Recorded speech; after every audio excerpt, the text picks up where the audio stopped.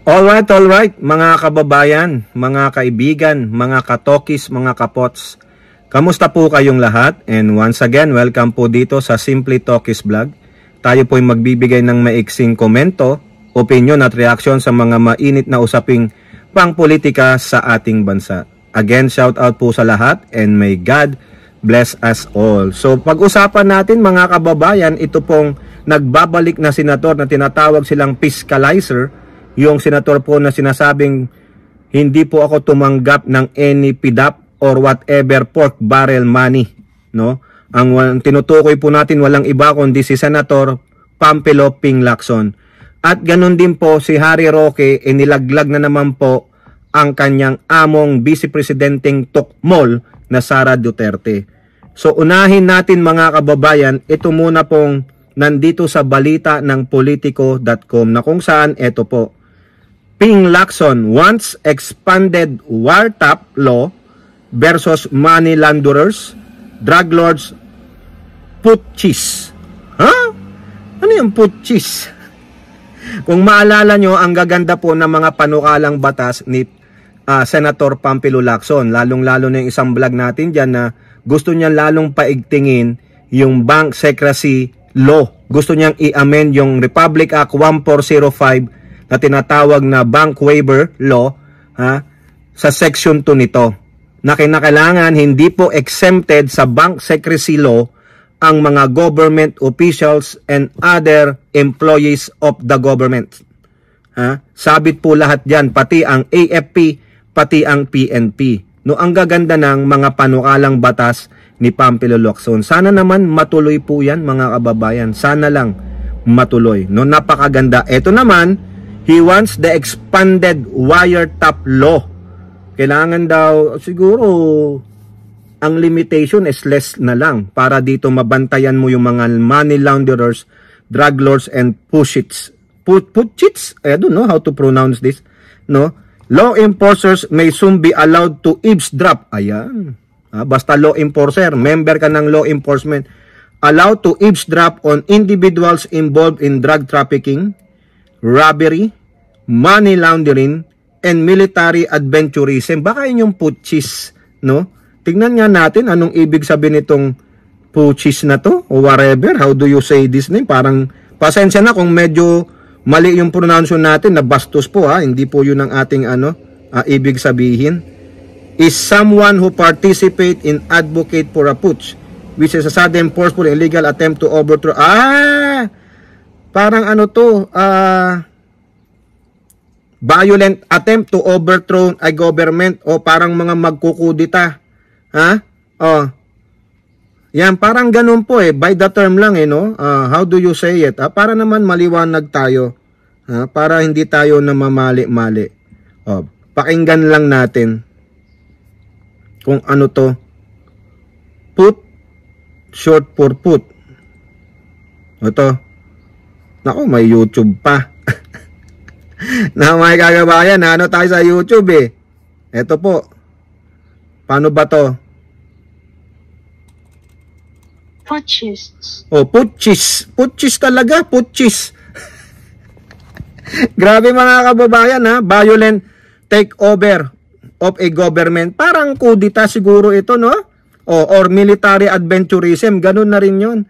Senator Lacson has revived a proposed, ni-revive niya pala, measure seeking to expand the coverage of the country's anti-wiretapping law to help the authorities stifle the commission of serious crimes that endangered national security. Lacson, a retired PNP officer, pointed out that Republic Act number 4200 or 4200, which outlaws listening to private communication, only listed certain criminal acts as exceptional case where wiretapping by law enforcement against may be allowed by court. These crimes involving treason, rebellion, espionage, provoking war, and disloyalty in case of war, kidnapping, piracy, mutiny in high seas, conspiracy and proposal to commit rebellion, inciting to rebellion and sedition. Quote, unfortunately, there are still certain crimes that are not covered under the said exceptional cases, which put not only the lives and property of people in paramount danger, but also pose a grave threat to our nation's security. The peace and order situation in the country gives testament to this, and thus it is imperative to revise the law to further enhance its effectiveness. O ayan po, if enacted into law, sabi dito, the measure would authorize state investigators to conduct wiretapping on individuals suspected to be involved in coup d'etat, conspiracy and proposal to commit coup d'etat, robbery in band, brigade dance or highway robbery, drug trafficking, and money laundering. O ayan po, maganda po yan kasi dito sa Amerika ginagawa yan. Hindi lang sila limited dito sa unang sinabi ni Pampilo Lacson, no? Parang special cases, treason, rebellion, espionage, provoking war, disloyalty in case of war, kidnapping, piracy, mutiny in high seas, and conspiracy proposal to commit rebellion. E dito po, yung mga high suspected target ng mga siguro drug lords, kidnapping, robbery, yan po maganda. Ha? Sana maaprubahan po yan mga kababayan, no? O, ngayon, pasok naman tayo dito mga kababayan kay Harry Roque.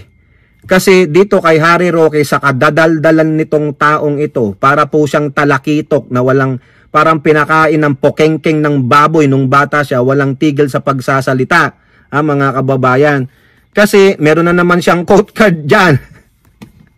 May quote card na naman siya, o ilalaglag niya si Sara Duterte. Kaya nga sabi ni Sal Panelo, si Harry Roque kasi sobrang daldal. Kaya yun, nilalaglag niya sarili niya, minsan nilalaglag niya ibang tao tulad ni Pangulong Duterte. Inayawan nga yan ni Pangulong Duterte. Ayaw sa kanya, mukhang nagpumilit lang na maging spokesperson. 'Di ba? Nung spokesperson siya, kung ano-anong pinagsasabi niya na minsan hindi naman daw pala sinasabi ni Pangulong Duterte. O tulad na lang nung, baka naman gawa mo lang Roque yan Yung sinabi mong siya po ay presidente ng Pilipinas. Walang sinumang makakapagdikta sa kanya kung ano man ang gagawin niya. O 'di ba? Nung nagre-request si Senator Trillanes ng drug test kay Digong, o yun ang sinabi mo, sa kadaldalan mo, ayun, alam na alam ni Panelo pala. At the same time, bakit hindi ka kinuwang international lawyer ni Digong? Alam niya, puro ka lang boka. Puro ka lang boka. Diba? Sakang iniisip mo lang ay sarili mong pang-interest. Mamaya, daldal ka ng daldal na ilalaglag mo ng mga Duterte tulad po ng quote card na yan, O ano daw hinahanap nyong trabaho kay Sara Duterte? Di ba sabi nyo, spare tire nga lang? O nga naman, ba't kayo naghahanap ng trabaho ng vice presidente? Nag-aantay lang yan para kung mamatay man ng presidente ng bansa, maging invalido, siya po ang papalit. Yan po yun mga kababayan na ng trabaho niya, mag-antay.